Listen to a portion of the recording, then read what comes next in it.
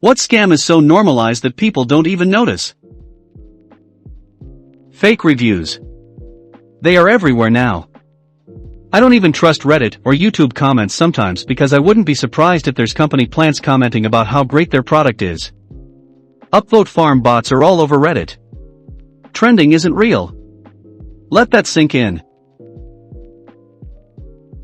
Service fees are just an artificial way to pretend prices are lower than they really are. That's only $15. Plus $10 in service fees, just say it's $25. Getting students/interns to work for free while treating them poorly. Even better is when you have to intern for your major for free, and then you have to pay for the college credits on top of that. So many scams in dentistry. I've been in the industry for 12 years, and it's amazing how common it is. So easy to tell someone they need a bunch of treatment they don't really need. Years back my dentist told me I might have a cavity in between the cusps of one of my molars, but he couldn't tell for sure. He asked me to come back in a few days, and he would drill into it to check. If it was a cavity, he'd fill it. If it wasn't, well, he'd fill the tooth anyway because he'd just drilled a hole into it. Decided to go to another practice. New dentist carefully examined it, gave me a free dental x-ray just to confirm, and said yeah, that's a stain. Free trials that auto-enroll you at the end. Any free trial that needs my credit card I skip. Free is free, if I like it I'll buy it. Stuff like that purely makes its money from people forgetting. Unpaid overtime. Any work you can't complete in your paid hours should be done by an extra employee the company pays for. By doing unpaid overtime you are paying for the cost of your time and donating that to your employer. If a company can't afford to pay its employees for all their time working and still remain profitable, they are not a viable business and need to restructure their processes and their pricing. If they can afford to pay it, but choose not to, they are stealing from you. Extra fees on travel or actually any e-commerce purchase. Convenience fees or whatever you name them. Ticketmaster is an evil monopoly that sucks the life out of my concert-going experience. I will never get over it. Branded diets. No company that you pay to help you diet is invested in your success. They make money when you fail and keep returning. They're all a scam. You're more likely to end up with an eating disorder than permanent weight loss. The Shirkei principal institutions will try to preserve the problem to which they are the solution. Timeshares. Friends of mine got a great deal on a cabin with the caveat that they go and sit through one of those timeshare sales pitches. I reminded them to stay strong and not to underestimate the salesmanship of the timeshare salespeople while I watched their daughter. They assured me they had no intention of buying anything. They came back with a timeshare. And they love it still, 3 years later. Timeshare salespeople are not to be underestimated. Everyone is vulnerable to persuasion. Dealerships. I don't understand how two people could buy the same exact product/trim/style/features and pay 2-10K difference. Edit, to everyone saying there is no supply because of shortages. Then sell it for full price MSRP. Isn't that what it is for? Don't give discounts and don't give out incentives. What problem do dealership sales employees solve to justify getting paid so much? Funeral industry. When my mother died, my father bought the cheapest casket available on principle. My mother would have agreed. We got some strange looks at the funeral when everyone saw the obviously inexpensive casket. Unfortunately, a lot of people still equate the cost/quality of the casket with how much the person was loved or valued. The BBB.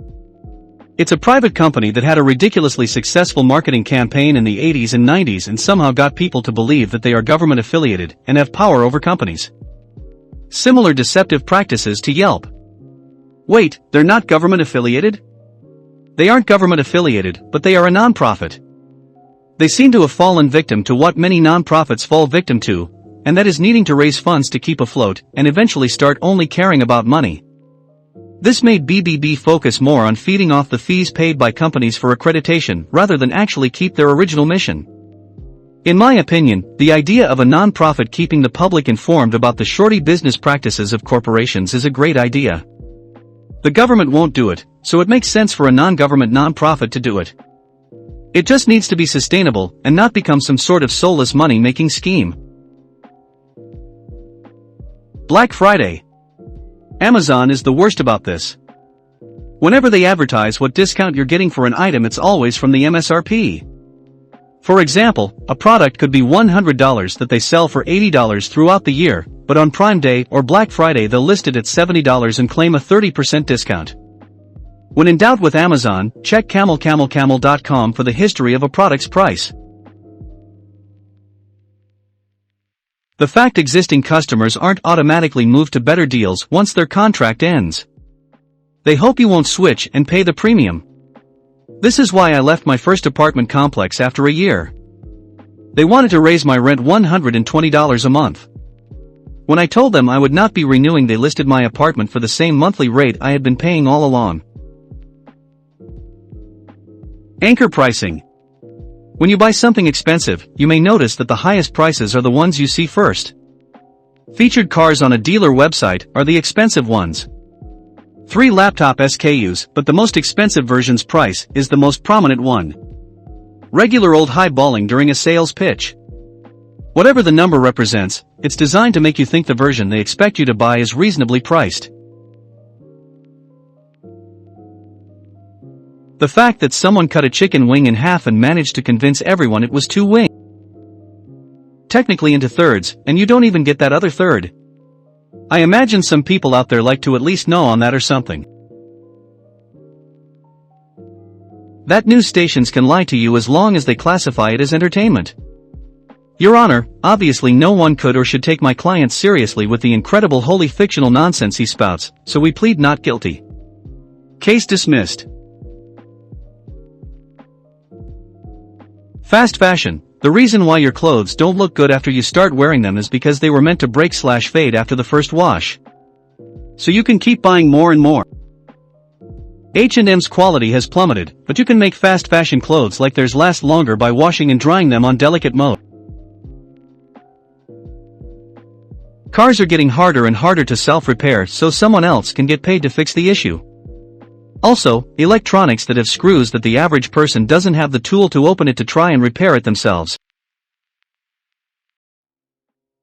Insurance. You spend most of your life giving them money, then when you need it they turn over every stone to figure out how to deny you care.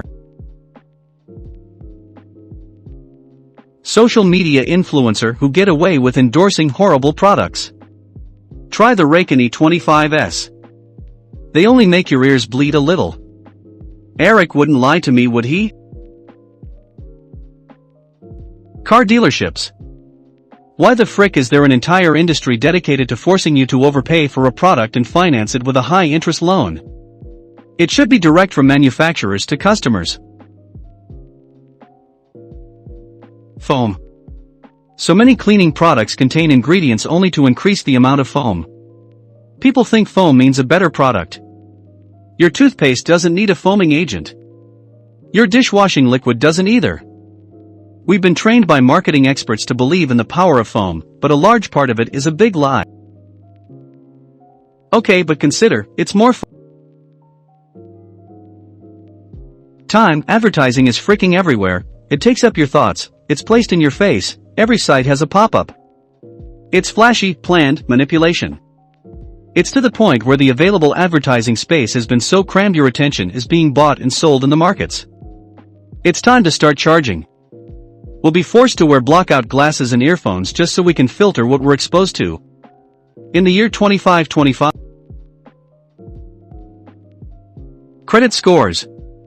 Paid off my student loans. 6 months later, couldn't get a credit card because I didn't have enough credit history. Those bastards want to keep you in debt, so you keep paying them interest rather than being actually responsible with money. Burn it all down. Thanks for watching.